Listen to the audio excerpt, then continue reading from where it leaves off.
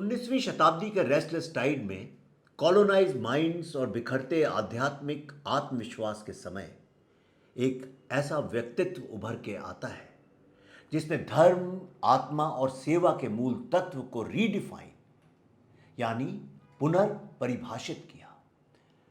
जिसने सिर्फ मंदिरों या अनुष्ठानों की बात नहीं की बल्कि हर इंसान के भीतर छिपी हुई अनंत शक्ति के बारे में हमें बताया और मटीरियलिज्म से ऑब्सेस्ड दुनिया के कान में वो एंशिएंट ट्रूथ विस्पर किया कि हर आत्मा संभावित रूप से दिव्य है, which means every soul is a possible divine face.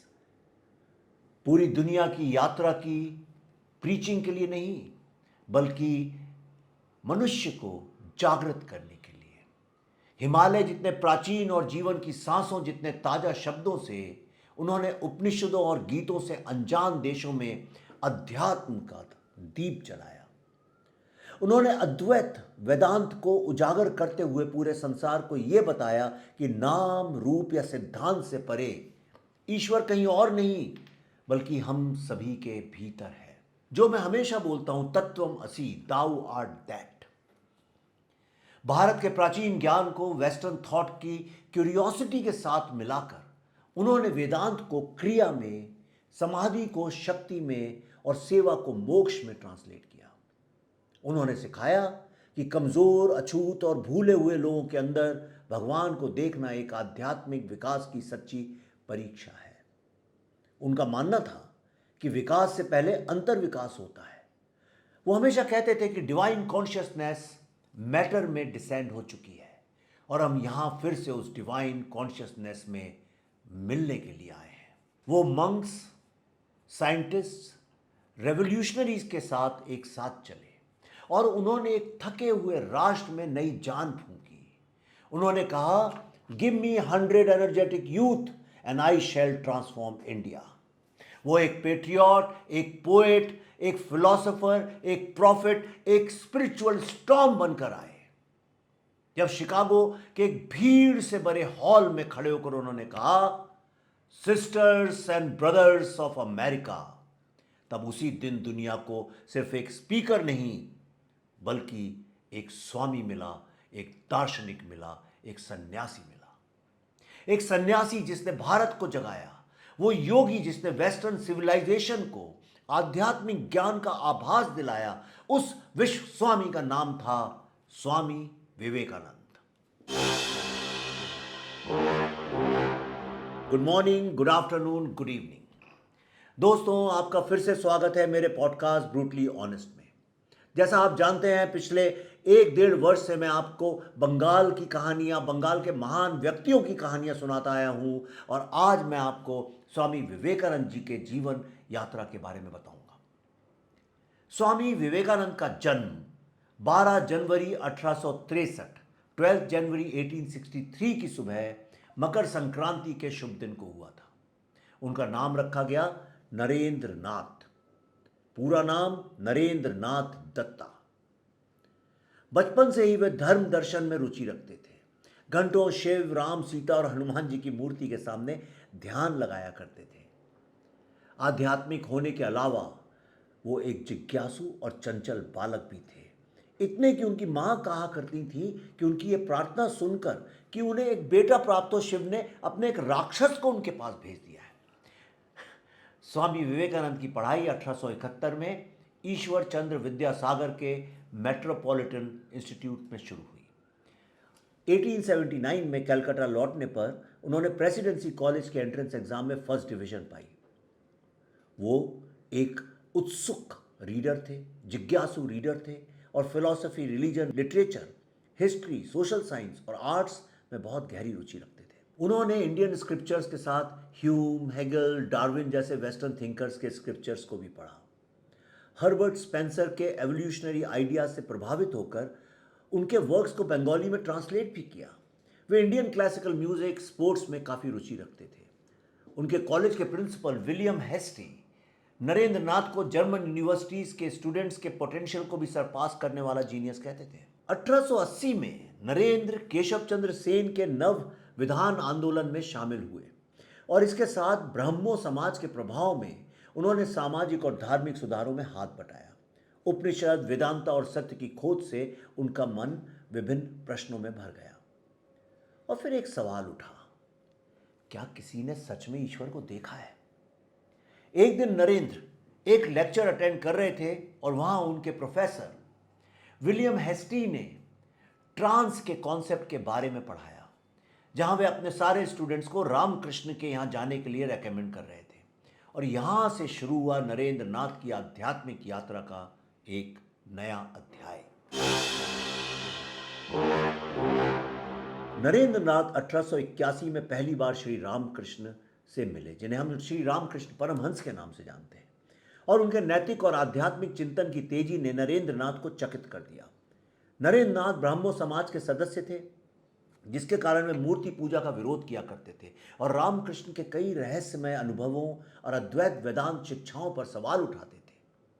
लेकिन इसके बावजूद नरेंद्र नाथ अक्सर रामकृष्ण के यहाँ जाया करते थे और उनके साथ बहुत ही गंभीर और गहरी स्पिरिचुअल डिस्कशंस शाम शाम, रात रात, सुबह सुबह बैठकर किया करते थे। 1884 में पिता की अचानक मृत्यु के बाद नरेंद्र नाथ का जीवन पूरी तरह बदल गया। परिवार आर्थिक संकट में था। उन्होंने नौकरी की तलाश की लेकिन असफल रहे। इस दौर में उन्होंने ईश्वर के अस्तित्व पर भी सवाल उठाए, लेकिन रामकृष्ण ने उनका पर मार्गदर्शन किया। एक दिन रामकृष्ण ने उन्हें फाइनेंशियल हेल्प के लिए काली मां से प्रार्थना करने का आग्रह किया, लेकिन मंदिर में पहुंचकर नरेंद्र केवल ज्ञान और भक्ति की प्रार्थना करते रहे। ये उनके विवेक का एक बहुत बड़ा बदलाव था। इसके बाद नरेंद्र ने रामकृष्ण परमहंस को अपना गुरु मान लिया। जब 1885 में रामकृष्ण परमहंस को थ्रोट कैंसर हुआ, तब नरेंद्र और बाकी शिष्यों ने रामकृष्ण को कौसीपुर ले आए और भक्ति पूर्वक उनकी सेवा की। इसी दौरान नरेंद्र को निर्विकल्पा समाधि का अनुभव हुआ। 16 अगस्त 1886 को अपना देह त्यागने से पहले रामकृष्ण परमहंस ने नरेंद्र और अन्य शिष्यों को सन्यास की दीक्षा दी और मानव सेवा को उनका धर्म बताया और नरेंद्र को लीडर के रूप में अपॉइंट किया। श्री रामकृष्ण परमहंस के निधन के बाद उनके युवा शिष्यों की गहरी आर्थिक और मानसिक कठिनाइयों का सामना करना पड़ा। कई शिष्य मठ जीवन छोड़कर गृहस्थ बन गए, लेकिन स्वामी विवेकानंद अपने सन्यासी संकल्प पर डटे रहे। उन्होंने बारानगर में एक टूटे फूटे घर को मठ में बदला, जहां शिष्य मधुकरी यानी भिक्षा से किराया चुकाते थे। यही स्थान आगे चलकर रामकृष्ण मठ का जन्म स्थल बना। यहाँ जीवन कठिन तपस्या, अनुशासन और साधना से भरी थी। सुबह 3 बजे उठकर जप और ध्यान नियमित रूप से होता था। दिसंबर 1886 में अंतपुर गांव में क्रिसमस ईव को नरेंद्र और 8 शिष्यों ने मोनेस्टिक वाउज लिए और आगे चलकर स्वामी विवेकानंद के नेतृत्व में यह फाउंडेशन एक ग्लोबल स्पिरिचुअल मूवमेंट बन गया। दोस्तों, 1888 में नरेंद्र नाथ परिव्राजक यानी अ वॉन्डरिंग मंक बनकर निकल पड़े भारत की आध्यात्मिक भूमि को समझने। 5 साल पैदल, नाव, रेल में सफर कर भारत और उसकी सोशल डाइवर्सिटी को समझा। देशवासियों की पीड़ा, उनकी आध्यात्मिक परंपराएं, उनकी सामाजिक तकलीफों, उनके संघर्ष को पर्सनली देखा और उन्हें महसूस कर उन पर गहर चिंतन किया। और इस इंटेंस पिलग्रिमेज के माध्यम से नरेंद्र नाथ का हृदय भारत के लोगों की पीड़ा के प्रति खुल गया। आध्यात्मिक साधक एक राष्ट्रीय विचारक के रूप में विकसित होने लगा, जो न केवल सेल्फ नॉलेज के लिए बल्कि राष्ट्र की आत्मा के उत्थान के लिए कमिटेड था। उनकी यात्रा का सबसे मेजर टर्निंग पॉइंट तब आया 1891 में, जब वो खेतरी पहुंचे और वहां के राजा अजीत सिंह से मिले। अजीत सिंह नरेंद्र नाथ के करीबी दोस्त बन गए और उनके इंटेलेक्ट और प्रेजेंस से प्रभावित होकर उन्हें विवेकानंद का टाइटल दिया, यानी ब्लिस ऑफ विजडम। ट्रांसफॉर्मेशन अब पूरा हो चुका था। नरेंद्र नाथ स्वामी विवेकानंद बन चुके थे, the voice of a resurgent spiritual India. 1893 में वर्ल्ड पार्लियामेंट ऑफ रिलीजन्स में भारत और हिंदू धर्म को रिप्रेजेंट करने के लिए विवेकानंद ने अपनी इच्छा जताई। राजा अजीत सिंह ने न केवल उनका समर्थन किया बल्कि यात्रा का खर्च उठाया, उनका टिकट फर्स्ट क्लास में अपग्रेड कराया और अमेरिका पहुंचने के बाद भी उनकी आर्थिक मदद करते रहे। और अंततः वो दिन आया जिसके बाद वेस्टर्न सिविलाइजेशन ने भारत को एक नए नज़रिए से देखना शुरू किया। 11 सितंबर 1893 को भारत के भगवाधारी सन्यासी स्वामी विवेकानंद हजारों लोगों की भीड़ को संबोधित करने के लिए आगे आए। विद्या की देवी सरस्वती को मनी मन नमन करते हुए उन्होंने वो आइकॉनिक सैल्यूटेशन दिया, sisters and brothers of America. गहरे प्रेम और मौलिकता के साथ बोले गए उन चंद शब्दों में उन्होंने जाति, पंथ और राष्ट्र की सारी बाउंड्रीज को तोड़ दिया। 7,000 से अधिक लोगों की भीड़ ने खड़े होकर तालियां बजाईं और पूरे 2 मिनट तक चली। ना केवल एक राष्ट्र बल्कि एक प्राचीन स्पिरिचुअल संस्कृति और सिविलाइजेशन का रिप्रेजेंटेशन करते हुए विवेकानंद ने हिंदू धर्म को एक नैरो सेक्ट के रूप में नहीं बल्कि यूनिवर्सल और एक्सेप्टेंस का एक टाइमलेस फिलॉसफी के रूप में पेश किया। उन्होंने संसद को एक संदेश दिया जो इटर्नल ट्रूथ से गूंजता है। उन्होंने कहा, हम सिर्फ यूनिवर्सल टॉलरेंस में विश्वास नहीं रखते बल्कि हम हर धर्म को सत्य मानते हैं। इसे स्पष्ट करने के लिए उन्होंने पवित्र ग्रंथों को कोट किया। शिव महिम स्तोत्रम से उन्होंने कहा, जिस तरह अलग अलग जगहों पर अपने स्रोत रखने वाली विभिन्न धाराएं अपना पानी समुद्र में मिलाती हैं, उसी तरह हे भगवान, मनुष्य द्वारा अपनाए गए विभिन्न मार्ग सभी आप तक ही लेकर आते हैं। इसके बाद भगवत गीता से उन्होंने दिव्य वाणी को दोहराया, जो कोई भी मेरे पास आता है, चाहे वो किसी भी रूप में हो, मैं उस तक पहुंचता हूं। उनकी स्पष्टता, गरिमा और गहरी करुणा उनके शब्दों से झलकती थी। उन्होंने एक धर्म की दूसरे धर्म पर श्रेष्ठता का उपदेश नहीं दिया। उन्होंने डिवीजन पर हार्मनी, क्रीड पर यूनिटी और प्रत्येक आत्मा में निवास करने वाली दिव्यता की बात की। उनका भाषण छोटा था लेकिन इसका प्रभाव असीमित था। स्वामी विवेकानंद की स्पीच के बाद उन्हें the greatest figure in the parliament, the cyclonic monk from India और an orator by divine right जैसे टाइटल से डिस्क्राइब किया गया। 1893 से 1896 तक उन्होंने अमेरिका यूरोप की यात्राएं की।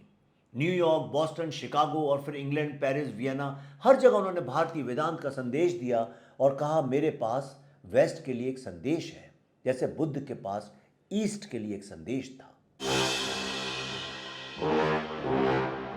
1894 में वेदांता सोसाइटी ऑफ न्यूयॉर्क की स्थापना हुई, जहां हजारों लोगों ने ध्यान, योग और आत्मा की खोज की शिक्षा पाई।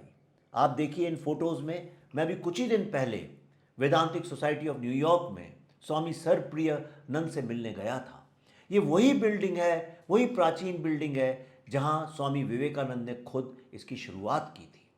भारतीय आध्यात्मिकता को वेस्टर्न ऑडियंसेस के लिए एक्सेसिबल बनाने की आवश्यकता को समझते हुए स्वामी विवेकानंद ने 4 योग के रूप में प्रैक्टिकल स्पिरिचुअल पाथ प्रस्तुत किए, जो थे कर्मयोग, भक्ति योग, राजयोग और ज्ञान योग। उनकी 1896 की बुक राजयोग वेस्ट में एक फाउंडेशनल टेक्स्ट बन गई और योग के ग्लोबल अंडरस्टैंडिंग को आकार देने में उसने एक प्रमुख भूमिका निभाई। अपने कैरिज्मा, टैलेंट और नॉलेज के माध्यम से उन्होंने डाइवर्स बैकग्राउंड से फॉलोअर्स को आकर्षित किया।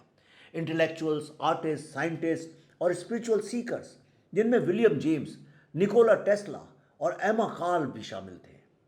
1897 में भारत लौटने पर स्वामी विवेकानंद का मद्रास, कलकत्ता और अल्मोड़ा में भव्य स्वागत हुआ। वो जहां भी गए भीड़ उमड़ पड़ी, राजघरानों ने सम्मान दिया।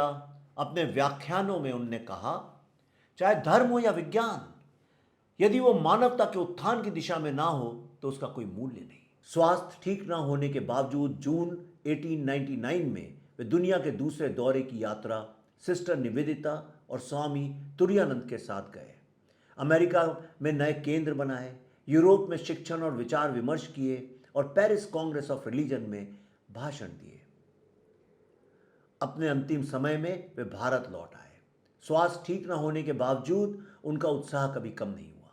बोध गया और बनारस की यात्राएं की, ज्ञान, विचार और साधना जारी रखी और अंततः वो दिन आ गया, 4 जुलाई 1902। स्वामी विवेकानंद सुबह जल्दी उठे, बेलूर मठ में गए और 3 घंटे तक ध्यान किया। फिर उन्होंने विद्यार्थियों को शुक्ल यजुर्वेद, संस्कृत व्याकरण और योग के दर्शन की शिक्षा दी। बाद में अपने कलीग्स के साथ रामकृष्ण मठ में एक वैदिक कॉलेज के प्लान पर चर्चा की। शाम 7 बजे स्वामी विवेकानंद अपने कमरे में चले गए और कहा कि उन्हें परेशान ना किया जाए। ध्यान करते समय रात के 9:20 पर उन्होंने अपना शरीर त्याग दिया। उनके ब्रेन में ब्लड वेसल के रप्चर को मृत्यु का संभावित कारण बताया गया। उनके शिष्यों के अनुसार ये फटना उनके ब्रह्म अरंधारा के छेद होने यानी उनकी तीसरी आंख खुलने के कारण हुआ था। जब उन्होंने महासमाधि प्राप्त की थी, बेलूर में गंगा के तट पर चंदन की चिता पर उनका अंतिम संस्कार किया गया, जहां 16 साल पहले रामकृष्ण परमहंस का भी अंतिम संस्कार किया गया था। स्वामी विवेकानंद न केवल एक थिंकर या एक मैसेंजर थे, बल्कि सत्य के राजदूत थे। उन्होंने दुनिया को दिखाया कि धर्म और विज्ञान, सेवा और भक्ति, ज्ञान और अनुभव कैसे एक साथ चल सकते हैं। स्मार्टफोन की दुनिया में भी विवेकानंद हमें यह याद दिलाते हैं कि उठो, जागो और तब तक ना रुको जब तक लक्ष्य प्राप्त ना हो जाए। मुझे आशा है आपको यह कहानी प्रेरणा देगी, आत्मा को जगाएगी और मुश्किलों में रास्ता दिखाएगी। अपने बच्चों को, यंग जनरेशन को ज़रूर इसकी लिंक भेजिए। व्हाट्सएप जो परिवार के ग्रुप्स हैं उनमें भेजिए। आज अगर इस दुनिया को सबसे ज़्यादा कुछ चाहिए, जहाँ चारों तरफ युद्ध और त्राही त्राही और नफरत का बाजार लगा है, तो उसे चाहिए स्वामी विवेकानंद की इंस्पिरेशनल जीवन की गाथा। दोस्तों, अपने विचार हमें कमेंट्स में बताएं। अगले हफ्ते फिर मिलूंगा बंगाल से जुड़े एक और महत्वपूर्ण विषय पर चर्चा करने के लिए। तब तक वंदे मातरम।